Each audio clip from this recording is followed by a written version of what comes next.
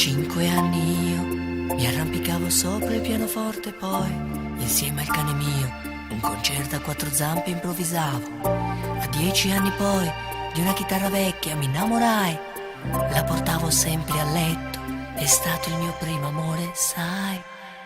Donna, donna, musica tu, donna, donna, sei un po' di più. Donna, donna, musica tu.